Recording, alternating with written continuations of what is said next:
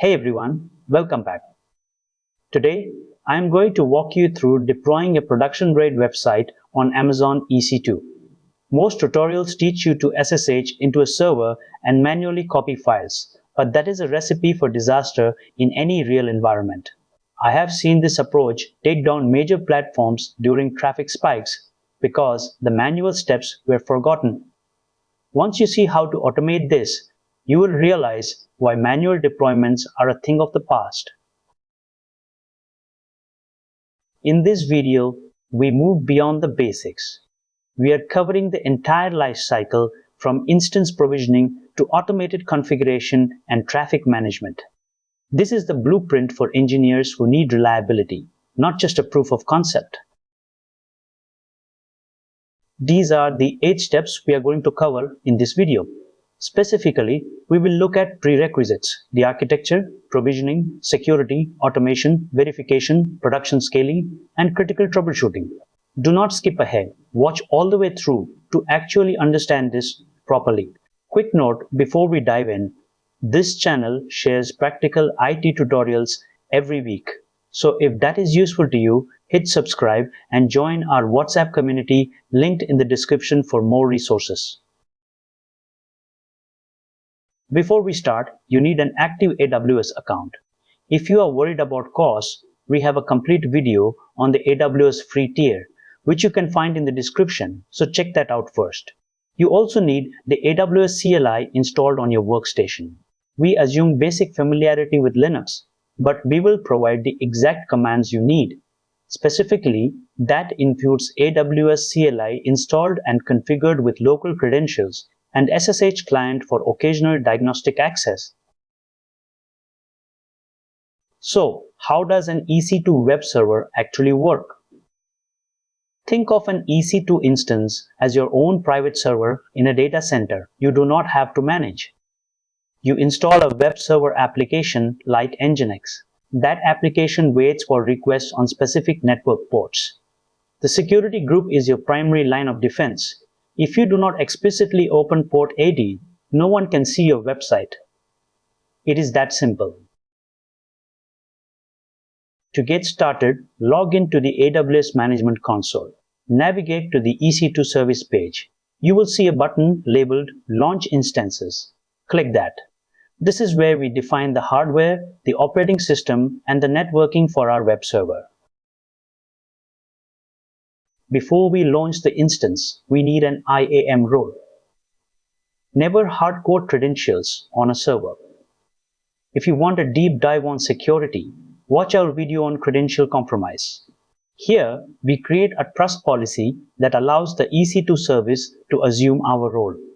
Then, we use the CLI to create the role named Web Server Role. This ensures our server has permission to access other AWS services like S3 without storing keys on disk. This output confirms the role exists. Note the ARN. You will need this when launching the instance. If you get an access denied error, ensure your local CLI user has the ARM create role permission. We use a user data script to automate setup. This script runs once at boot. First, it updates the package manager and installs Nginx. Then, it starts the service and ensures it starts on reboot. Finally, it creates a simple index file. Now we launch the instance. We specify the AMI ID, which is the OS image, and our instance type. Crucially, we attach our IAM profile and point to our user data script. The security group ID must allow port 80. The status pending means the instance is spinning up. Wait about 2 minutes for the user data script to complete the Nginx installation before testing. What should you change for production? First, never rely on a single instance. Use an auto-scaling group to add more servers when traffic spikes. Second, always put a load balancer in front. It handles the TLS termination for your domain, which is mandatory for any modern website. Finally, Use a CI/CD pipeline to push code updates rather than modifying the instance directly. If things go wrong, here is how to fix them. A connection timeout almost always means your security group is blocking traffic. If Nginx fails to start, use journaltail to inspect the logs. If your user data script didn't run, check the cloud init logs in where log. These three locations cover 90% of deployment issues. To verify, use curl with the dash I flag against your public IP. You should see an HTTP 200 OK status. This confirms that the web server is running and the security group is configured correctly to allow traffic through. If you get a connection refused, the web server software has not finished installing yet.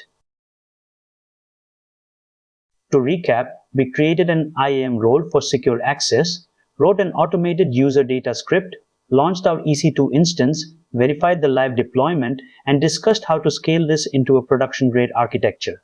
Each step is critical for building a repeatable, reliable infrastructure. If you follow this pattern, you move from manual hacking to true engineering. If you found this useful, hit subscribe and join our WhatsApp community for more deep dives. If you want to master cloud infrastructure, subscribe to the channel and join our WhatsApp community linked in the description. We share weekly tutorials on AWS, DevOps, and production engineering. See you in the next video.